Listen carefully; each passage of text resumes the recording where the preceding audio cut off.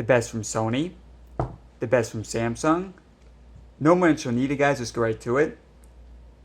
Now, it goes without saying, these are both amazing phones, top of the line specs, Snapdragon 835 on both, and you have 4GB of RAM on the Sony, 6 on the Samsung, so step up from the S8 Plus.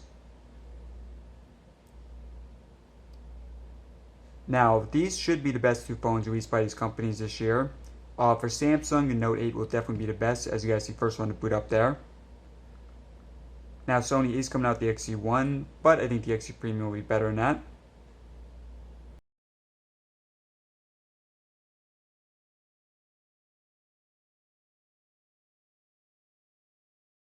And you guys see all the apps close down on both. So let's get right to it. First up, we got BBC News. That was extremely close. I think slight advantage there for the Sony. Amazon. Sony there. You do. Sony. Calculator. And clock. Now, both these phones actually have a lot in common, and I will discuss it throughout the video. And I do have to say, the multitasking on the S8 Plus is a huge improvement. I think that was Sony. Funny.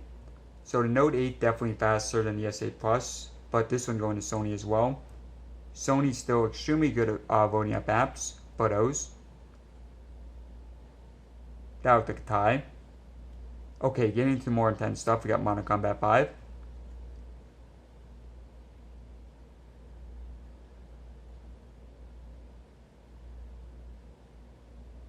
And this one I expect to be extremely close. And this one going to the Sony.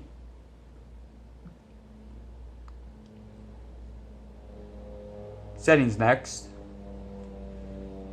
And I think a slight advantage there for the Sony. Temperanto.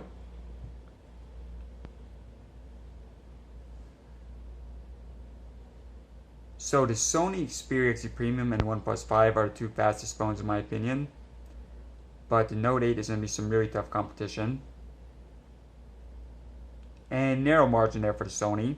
Okay guys, one more game and then we'll move on to more stuff. So we got Asphalt 8.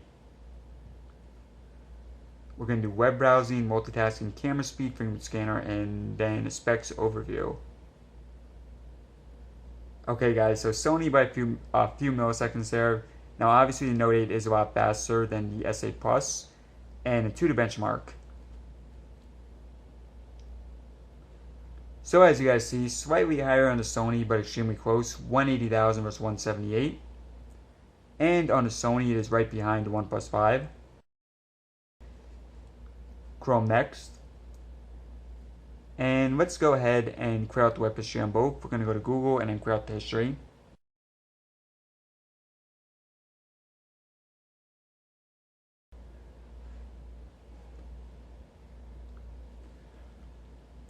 Alright, so web history cleared.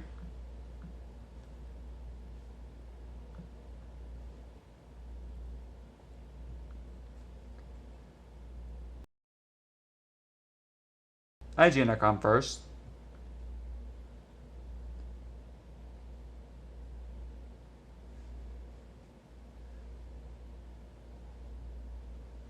Okay, it's just waiting for this to load right here.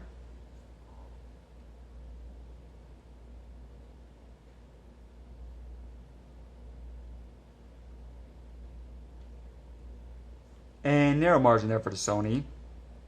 IMDb.com next.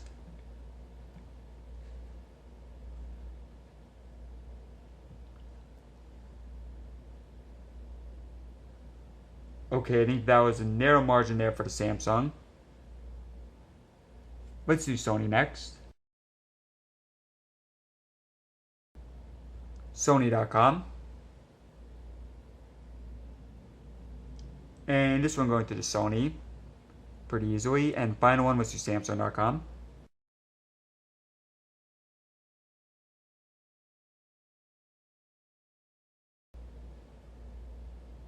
Samsung.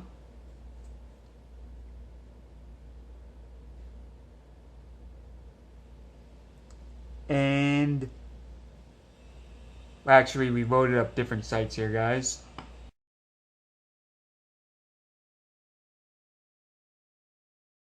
Okay, guys, so since we loaded up different sites there, let's do one final one, let's do Nintendo.com.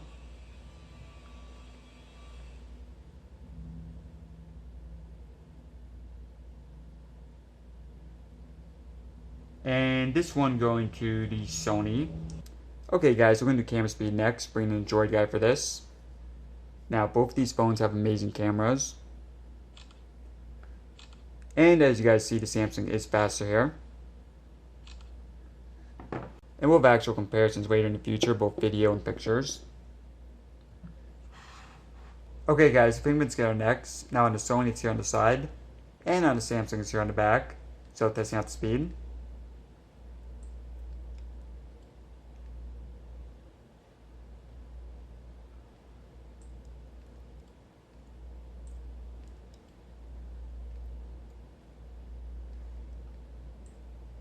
Now it is just a little bit awkward trying to do this on the Samsung at the same time.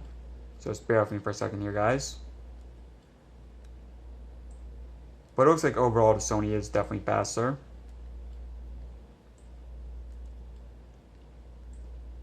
But like the camera speed tests, they're very close. Alright, now I'm getting rhythm there. Yeah, this one going to the Sony. Great speed test so far, and before the final test, let's go over the specs of both phones. Now, amazing screens on both of these phones. You see both of them currently on the maximum brightness. Now, Samsung, it does have better viewing angles with the AMOLED screen. But aside from that, both look great head-on.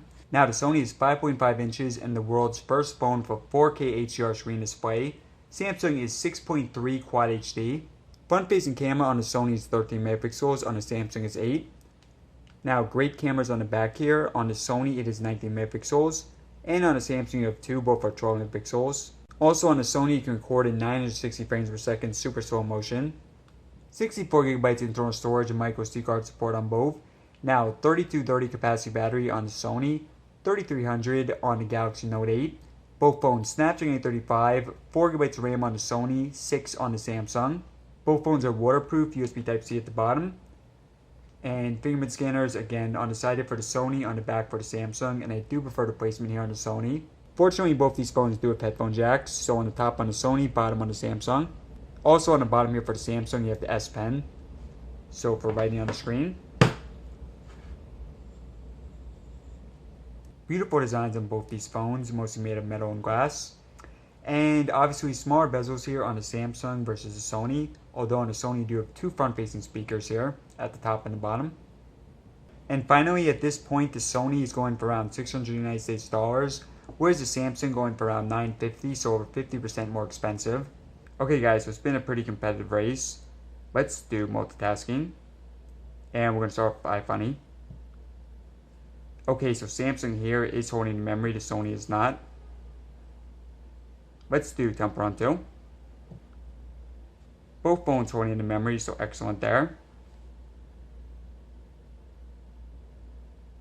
Asphalt 8. Again, both phones holding the memory, very good sign. Keep in mind on the Samsung you do have an additional 2 gigabytes of RAM, so this should be the main advantage there. Modern Combat 5. Okay, so the Samsung, better job here holding the memory, although it did not fully load up yet.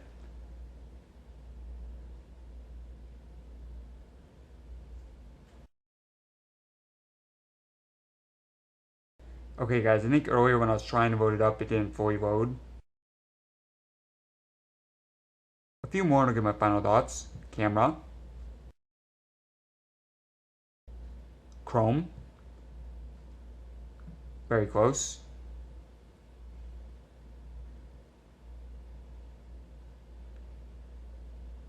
And to-do. Again guys, very close there. And photos.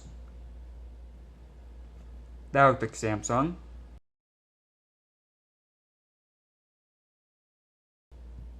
eBay. Okay guys, so again, Samsung holding it better there. YouTube. Advantage there for the Sony. And final one. settings. I think this was a very competitive race. Now, if you guys remember the Sony versus S8 Plus video, that one was much more lopsided towards the Sony. But with this test, Samsung did win the boot up time, camera speed, and the multitasking is definitely a lot better than it was on the S8 Plus, so won that one as well. However, guys, that said, Sony did win the games opening, apps opening, web browsing, and to-do, and the fingerprint scanner. So in terms of performance, not much of a difference here, although if I had to pick one, I would say Sony by a narrow edge because it did win more categories. So lots of comparisons playing between these two phones, camera tests, battery, speakers, and more. And of course, a lot more tests between both these phones and all the other major smartphones on the market. So let me know in the comment section below what video you want to see next. Please subscribe for more, and as always, thanks for watching.